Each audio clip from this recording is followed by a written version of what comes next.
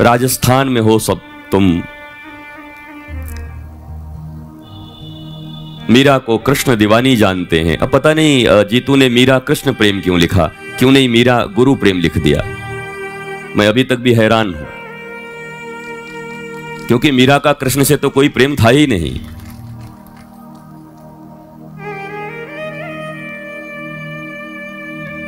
क्योंकि 42 साल की उम्र तक भटकती रोती रही, दर दर की चोट खाती रही, दुख लाखों सहे, और जब रैदास जी के चरणों में गई और दीक्षा लिया अपने गुरु से, और उसके बाद के जो पद हैं मैंने कभी झूम झूम के गाया था, मुझे भी याद नहीं।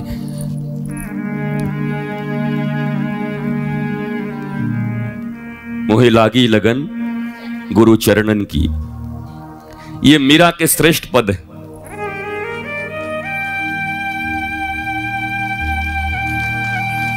कहती है भव सागर तरने के लिए मुझे कृष्ण की अब जरूरत नहीं है। और भगवान ने कहा मेरे लिए मरती थी, अचानक क्या हो गया तुझे? मीरा ने कहा ब्रेकअप, नया सजना मिल गया मुझे। अब तूने तो सिर्फ तड़पाया है प्यारे, अब तो ऐसा मिला है कि हरि ने 5 चोर दिए शाखा, और मेरे प्यारे रैदास गुरु ने छुड़ायो मोहे जान अनाथा। मेरे सारे दुख को मिटा दिया है मेरे गुरु ने। तो मेरी तो भाषा ही अलग है। मैं मीरा कृष्ण प्रेम पर कभी बोल नहीं सकता। जब भी बोलूंगा तो मीरा और गुरु के प्रेम पर बोलूंगा। ये राजस्थान की भूमि है, जब भी बोलूंगा तो सहजो और चरणदास के प्रेम पर बोलूंगा।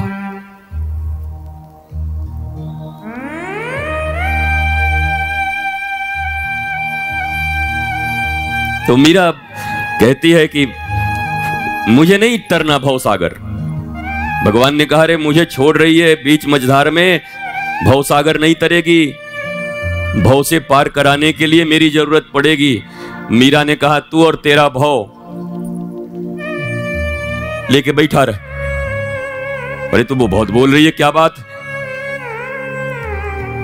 तो मीरा कहती है मुझे भव सागर तरने की अब चिंता नहीं है। क्यों? कहा मेरे गुरु के प्रेम और ज्ञान ने मेरे भव सागर को सुखा दिया है, मुझे पार ही नहीं जाना। सागर हो तब तो पार जाऊं।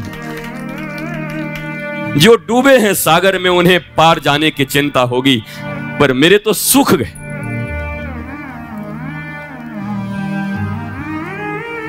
मेरे प्रियतम के चरणार बिंद में इतने रस हैं कि बाकी दुनिया के नीरस रस सब सूख गए हैं, कुछ नहीं।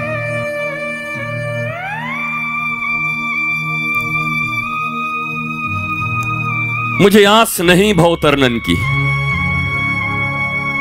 मुझे कोई आशा नहीं है इस भव से तरने की। तभी वो संस्कृत की बहन बहुत अच्छा सुनाई गई। रोज था उसके भीतर कि शर्म की बात है, पर मेरी बहन तू अगर कभी सुने तो सुन लेना।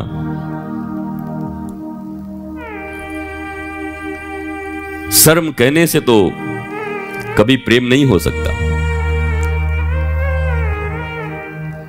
लानत है, मलामत है, डूब मरो, तुम चोर हो। मेरे गुरु को एक चोर को ठीक करना था तो उसके साथ चोरी की उन्होंने। लोग कहते हैं आप बहुत रिस्क लेते हो। यार जरा समझो मेरे गुरु के विषय में। पकड़ आ जाते तो सारी गुरुगिरी चली जाती, कितने दिन जेल में होते। रात को चोरी करने गए उसके साथ और फिर मामला बन गया। घटनाएं ऐसी हो गई कि अंतिम चोरी थी। शराबी को अपने आश्रम में लाकर शराब पिलाया।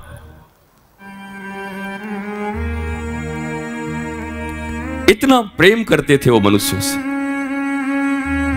अपने बरसों की बनाई प्रतिष्ठा, अपना गुरुडम, कभी इसकी चिंता नहीं होती थी उनको। भाड़ में जाए।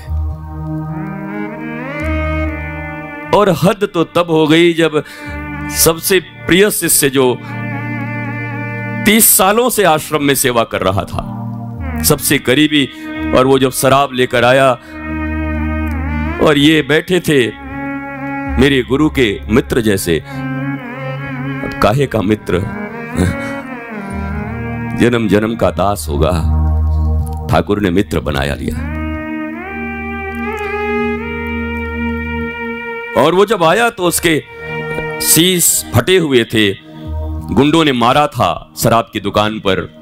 गालियां देते थे गुरु को, तेरा गुरु शराबी है बे, लोगों के नाम पे शराब मंगा के पीता है, तुम सब ढोंगी हो, पाखंडियों। सफेद वस्त्र पहनते थे, जैसा जीतू कहता था कि चीकू ने कहा कि कोई सफेद वस्त्र पहनकर आया था। हाँ, मैं ही आया था। छाती ठोक के कहता हूं, मैं ही आया था। और सफेद पहनते, और ऐसी मारपीट भई कि खून से पूरे कपड़े लथपथ हो गए।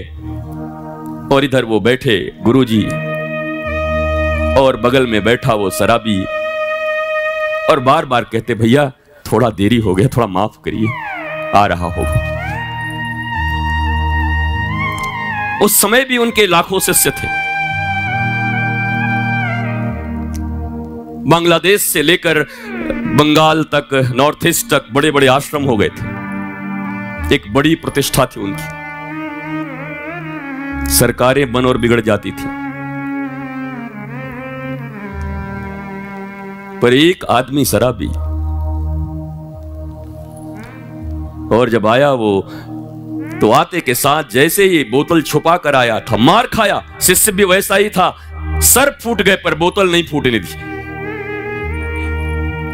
गुरु ने मंगाया है।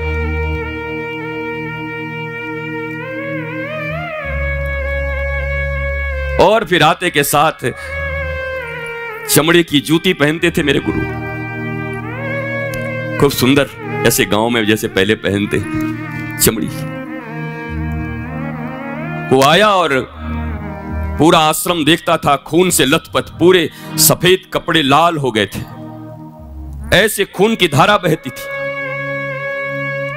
और जूती निकाल के अंधाधुंध जूती मारना शुरू कर दिया। दुष्ट नालायक, मेरे भैया को इतना तकलीफ दिया, इनको तड़प हो रही है, इतनी देरी की।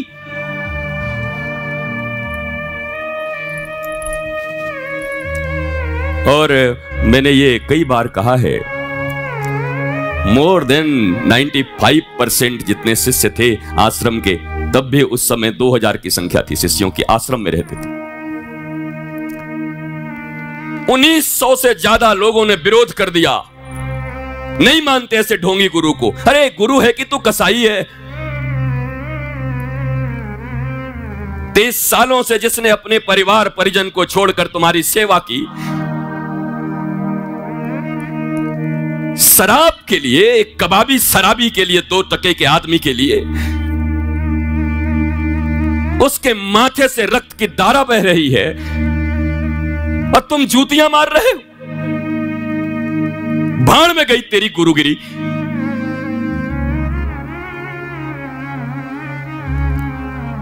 पंजाबी मां भी यही है, सुन रही है गुरु साहब की गाथा।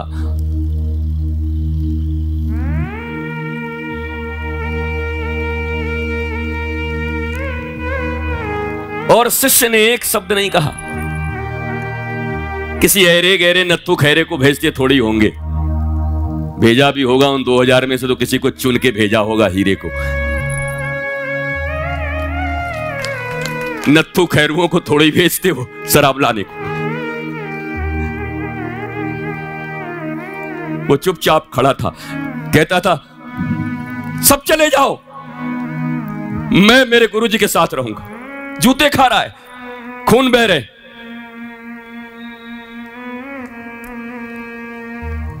और जब ये बगल में बैठा हुआ ये इंसान शराबी देखता है,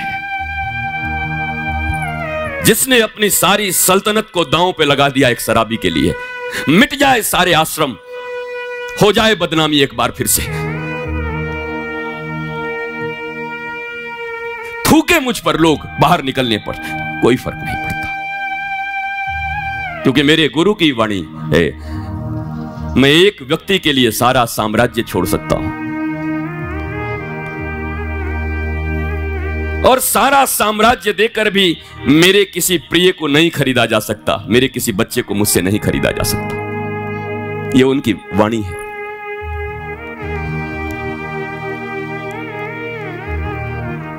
और फिर जब उसने देखा तो मैं तो कहता हूं वो बंदा भी अच्छा होगा, वरना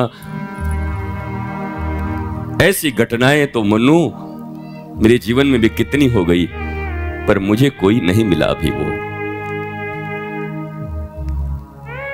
कि जिसके लिए सब दांव पे लगा दूं। और वो भी उसने बोतल लिया हाथों में, और हम अपने गुरु को ठाकुर कहते, उठा के ठाकुर के चरणों में पटक दिया। और वो दिन उसकी आंखों से अजस्र अश्रु मित्र था। फिर जो चरणों में बैठना शुरू किया तो उसके जैसा कोई भक्त नहीं हुआ मेरे गुरु जी का।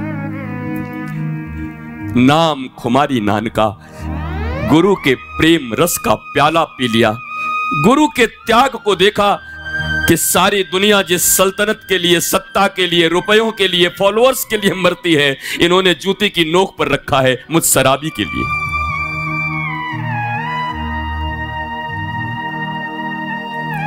पर सब ऐसे नहीं होते, नहीं होते ऐसे लोग। वो तो मेरे गुरु, उनको मिला कोई।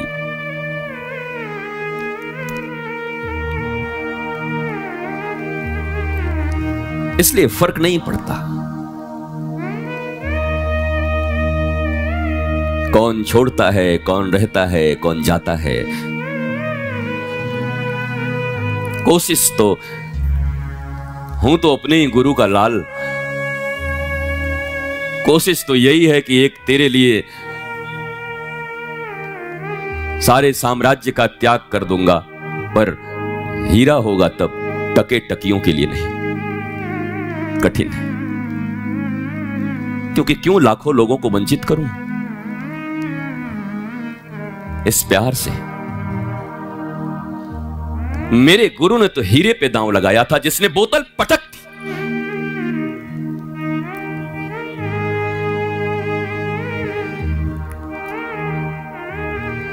तो दांव भी तो किसी एरे गैरों पे नहीं लगाया जाता। और ये मत सोचना जीतू या रविंद्र या जो भी सब बैठे हो, मैंने भी दांव लगाया है। तुम शराबी नहीं हो, कबाबी नहीं हो, बड़े अच्छे इंसान हो। और मैं अंतिम दम तक बाजी खेलता हूं। जीतेगा वो हर बाजी जो खेले जी, खेलेगा जी जान से। कितने बाजू कितने सर गिन ले दुश्मन ध्यान से। और एक एक मेरे बच्चों के साथ मेरा ऐसा ही संबंध है।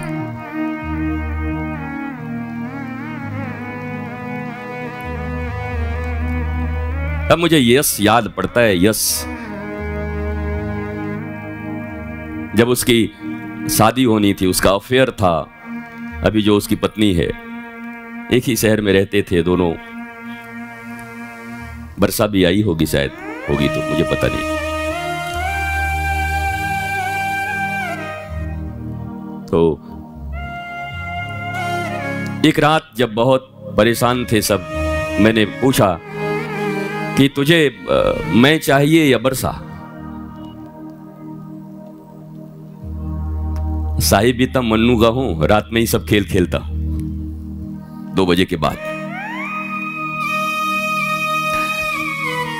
तो उसने जवाब दिया कि पहले थोड़ा सा वो आदत होती है स्पिन कराने की, सोचा स्पिन करा दूंगा, गूगली में बोल्ड हो जाएगा, पर मास्टर हूं मैं, real living master and hero.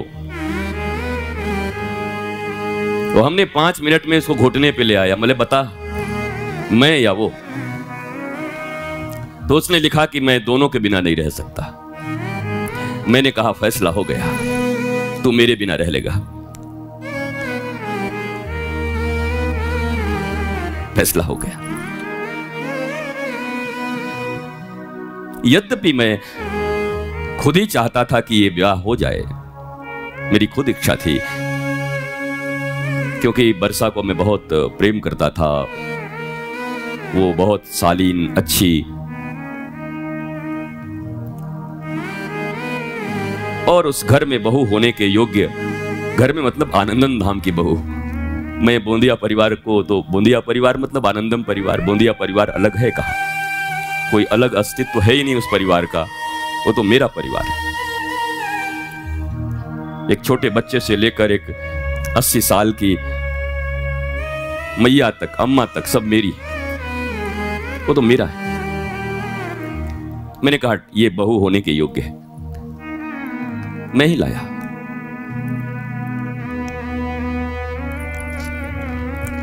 पर वो बात यश को हर उत्सव में मैं बोली देता हूं, चुभ जाती है और वो फिर 1-2 घंटे के लिए थोड़ा डिप्रेस हो जाता है। हालांकि वो देखो, वो आया और सामने देखो वो सुंदर स्टॉल लग गए हैं, मालाएं, गुरु की जीवंत तस्वीरें, गुरु ग्रंथ, वो अपना मास्टरपीस है वो। इसमें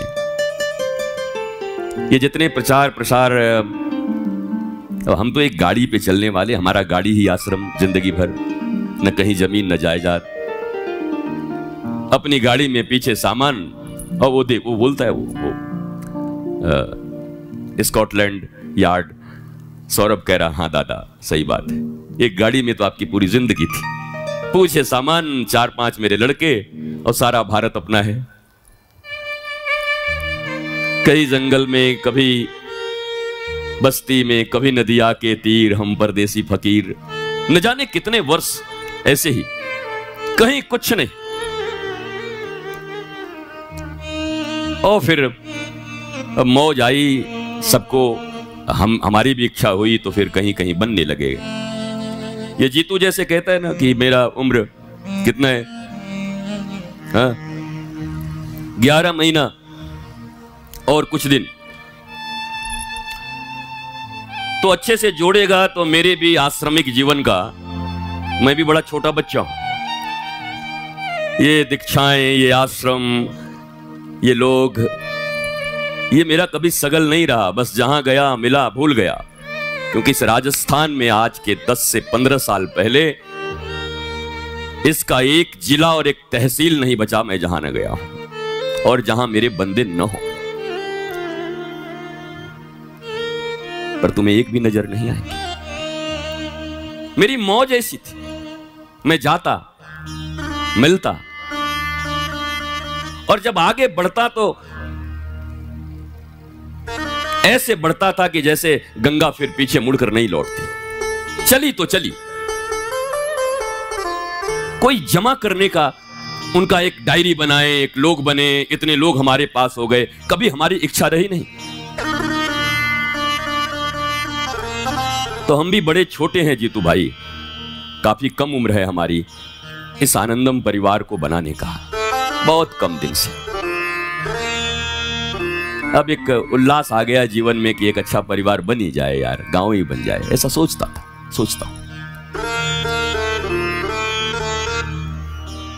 तुम में से कई लोग सोचते होंगे यार ये और ज्यादा आश्रम होना था इसके पास, बाबा तो ठीक ठाक लगता है। शायद तुम्हें संपत्ति थोड़ी कम लगती हो और बाकियों को जब देखते होगे तो, क्योंकि तुलना भी तो यही होता ना, मेरे गुरु के पास 200 आश्रम, आपके गुरु के पास, ये तो यही सब है ना, समृद्धियां कितनी हैं। तो मैं पता नहीं, मैं भटक जाऊंगा। और वास्तव में मैं बहुत दिन के बाद मेरी आंखों में बहुत आंसू हैं, उमड़ते हैं, घुमड़ते हैं। बार बार वो कहना ठीक नहीं कि जो बंदा मां के जाने पे भी जिसने जन्म दिया हो और फिर अपना सत्संग करता हो, और का ठीक।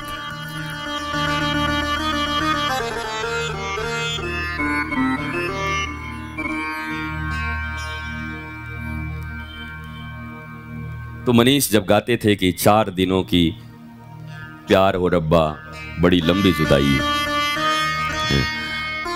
तो मुझे बस याद आता है कि हर आदमी की हालत यही है, जाने का समय है, कुछ खबर नहीं। और ये लंबी जुदाई इसलिए है कि फिर 84 चक्कर, 84 लाख गधे, कुत्ते, सुअर, सांप, ये मामूली लंबी जुदाई है। फिर 84 लाख योनियों तक तो कोई उपाय ही नहीं है कि फिर कृष्ण को याद भी कर पाओ।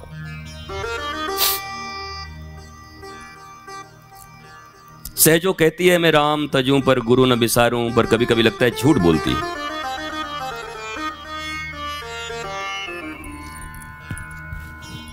अरे उसको तजना भी क्या, जो मिला ही नहीं अभी तक। एक आदमी मुझसे कह रहा था कि मैं अमेरिका का प्रेसिडेंट बनता ना तो रिजाइन कर देता, ऐसी बात पर। हमने कहा यार पहले वार्ड पार्षद बन जा भारत में कहीं, फिर बात करते हैं। जब था ही नहीं तो फिर क्या त्याग। सहजो कहती है मैं राम तजूं, अरे सहजो माय डियर, राम है कहां तेरे पास? कोई राम धनुष बाण लेके तेरे आगे पीछे घूम रहा था क्या?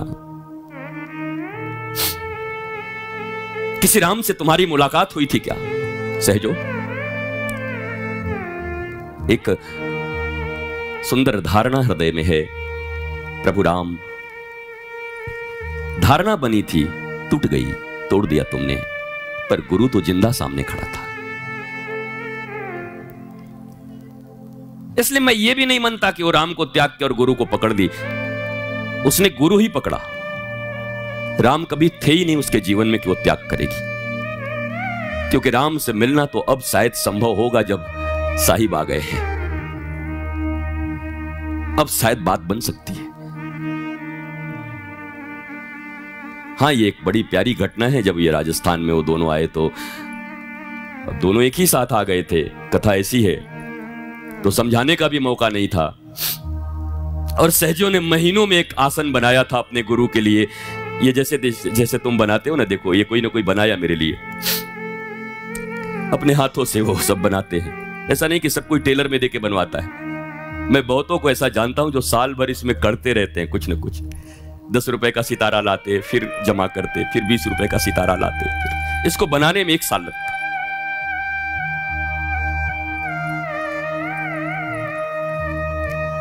इसलिए दिल से लगा रहता है सदा, कहां जाएगा। इसमें पता नहीं कितने अरमान हैं, कितनों का प्यार है।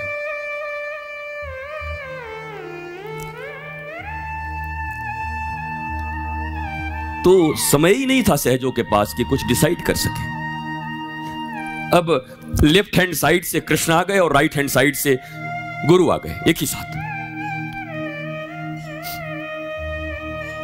कृष्ण देखे, मुस्कुराए, सहजो मैं आया हूं कन्हैया।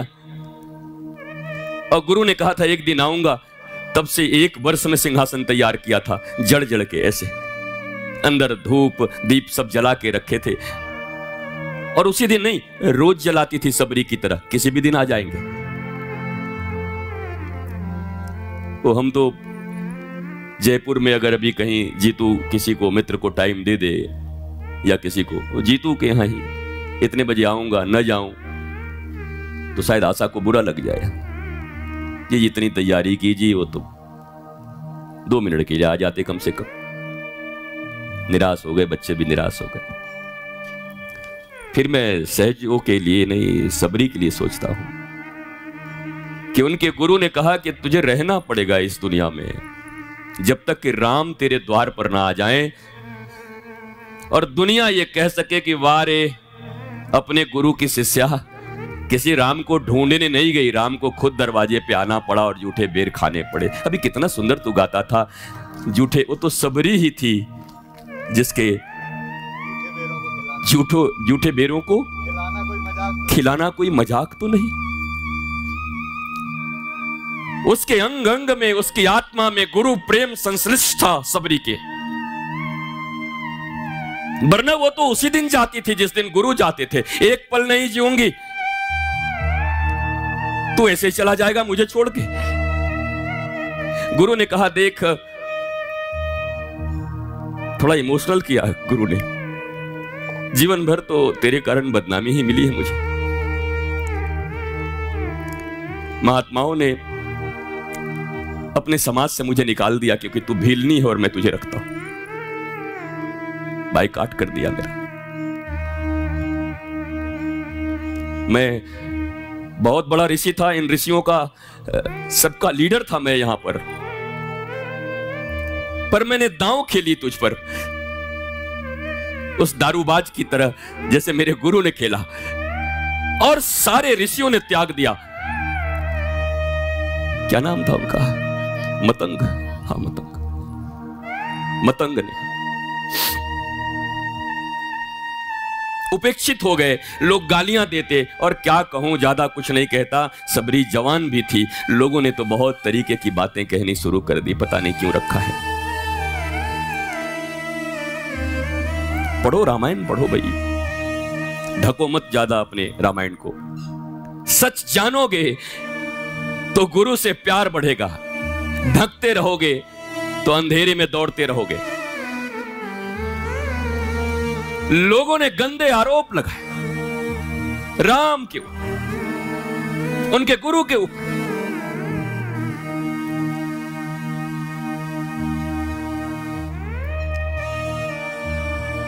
तो गुरु ने, जब गुरु जी जा रहे हैं इस धरा को छोड़कर, सहजो व्याकुल है सबरी, मैं भी जाऊंगी, मैं भी जाऊंगी, एक पल नहीं रहूंगी। रुक जा, रुक जा, अरे क्या बात करते हो, मैं एक क्षण नहीं रुकेंगी इस पृथ्वी पर, मेरा गुरु नहीं तो मैं किस।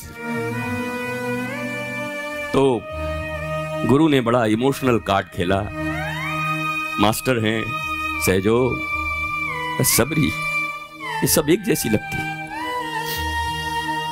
सहजो, सबरी, मीरा, कोई राम का भक्त कहता है, कोई कृष्ण का कहता है, मुझे तो सब गुरु रंग में रंगी दिखाई पड़ती, बगी हुई हैं सब, चाशनी में जैसे गुलाब जामुन पका होता है। इनकी कथाएं नहीं जानते भारत के लोग, ये आधे अधूरे जानने वाले लोग।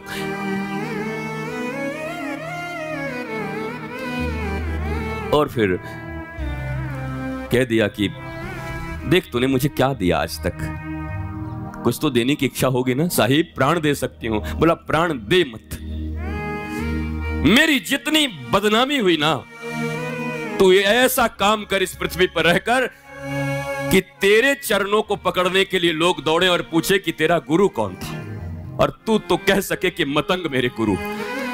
मेरी एक बार प्रतिष्ठा करा दे बस।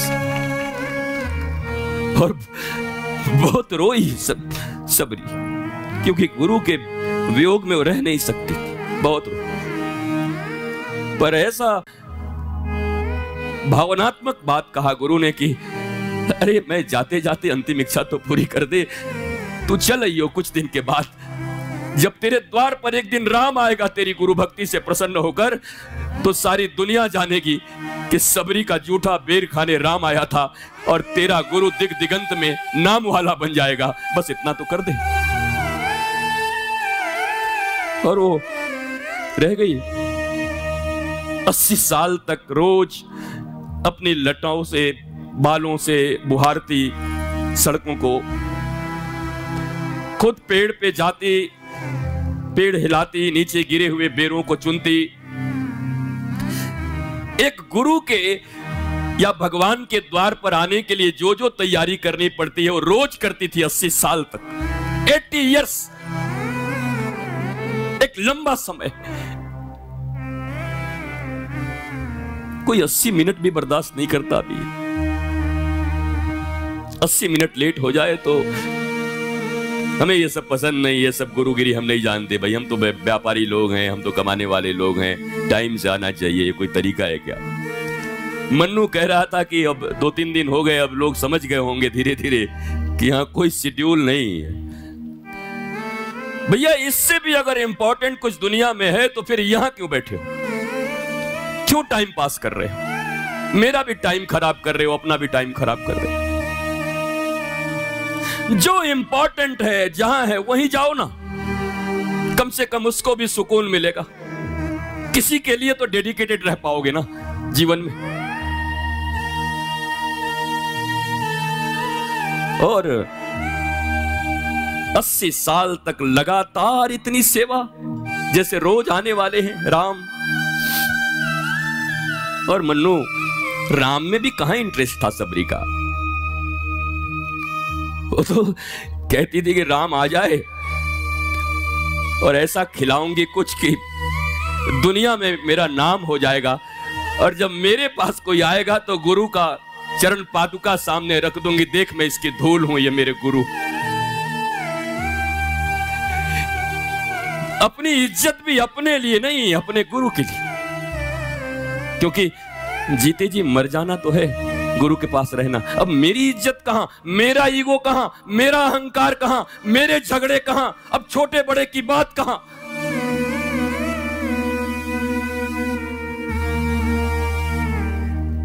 और 80 साल के बाद जैसे पूजा कभी कभी झूला सजा के रोती रहती है, रोज मोदी नगर में रोज उसी चाव से पूजा, ललित की मम्मी खूब सफाई करेंगे, प्रगुण, पीहू।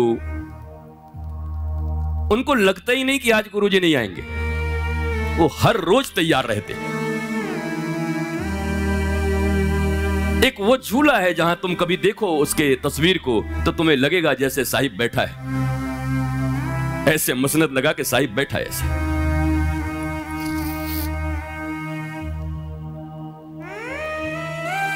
और फिर वो घटना घट गई। एक दिन राम आ गए, आए तो सबरी दौड़ के भाग गई। लक्ष्मण को बड़ा बुरा लगा कि भील रह गए, ज्ञान नहीं होगा। प्रभु सामने आया और घर के भीतर भाग गई मुंह छिपा के। अरे प्रणाम भी तो कर लेती। वो दौड़ कर गई और गुरुजी का खड़ा हुए से माथे पे दौड़ते हुए आई, आंख बंद करके, देखती नहीं कि राम आए। और आके सामने रख के गुरु के खड़ाऊ को पहले प्रणाम करती है, पादुका को, और कहती है अब मेरा काम हो गया ना, अब बुला लो। लक्ष्मण के अहंकार टूट गए। राम सामने खड़ा है और ये कहती है मुझे बुला लो। कौन है ये? राम कहते हैं लक्ष्मण, इसके इसी गुरु प्रेम पर रीझ कर तो इसके द्वार तक आया हूं, वरना मुझे बुलाने वाला कौन पैदा लिया इस संसार में? इसी भक्ति पे तो रीझ के आया द्वार पर। और आपने सुना होगा कि बेर खिलाकर सबरी ने मुश्किल से, ये रामायण कहती है कि जैसे 45 मिनट में गीता लिखी गई, गीता बोला भगवान ने कुरुक्षेत्र में 45 मिनट में। 7 से 10 मिनट का खेल था। राम के पास बैठना, बेर खिलाना और सबरी का जाना। गुरु के द्वार नहीं रुकी। राम मिल गए, नहीं मुझे जाना। राम ने कहा अभी मैं पृथ्वी पर कुछ और लीला करने वाला हूं। बोला करो ना, बहुत लोग हैं, करो ना, मुझसे क्या है? तुमने कभी इस एरा से कभी इस दृष्टि से राम कथा नहीं सुनी है। तुम कल्पनाओं में जीने वाले लोग हो,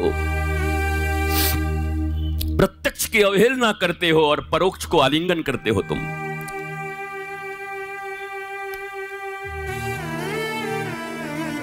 मैं ये नहीं कहता कि मुझे भगवान मानना, मैं तो दासों का दास भी नहीं हूं उनका, उनके जूती का धूल भी नहीं कृष्ण का। अपने गुरु के चरणों की एक धूल की बहुत अच्छे से योग्यता नहीं, लेकिन बात बनेगी नहीं, बनेगी नहीं।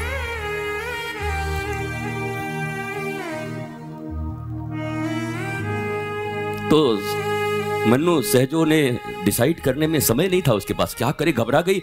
गुरु भी आ गए और अंदर भी ले जाना, कृष्ण भी बंसी लेकर के, मोहिनी सूरत, जिनके लिए गोपियां कहती हैं कि देखो री वह नंद का छोरा बर्छी मारे जाता है। आज बर्छी कहां गई आपकी? पड़ा है पाला सहजों से, अब मारो बर्छी। बर्छी मार रहे हैं भगवान।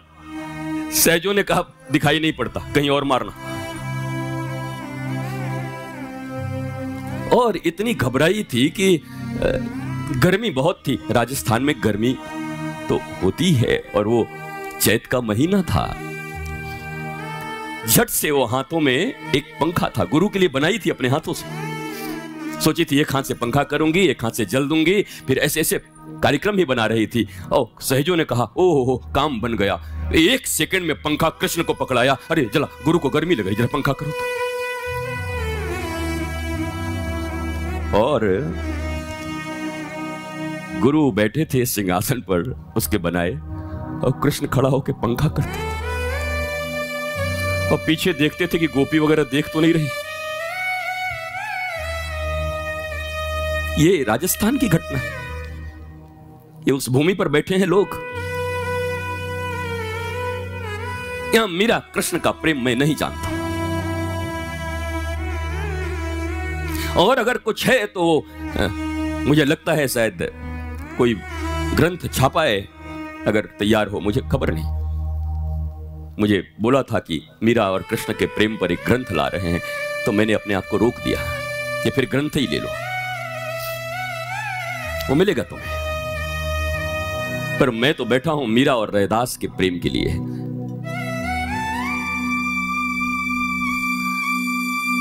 पायो जी मैंने नाम रतन धन पायो, वस्तु अमोलक दीन मेरे सतगुरु ने।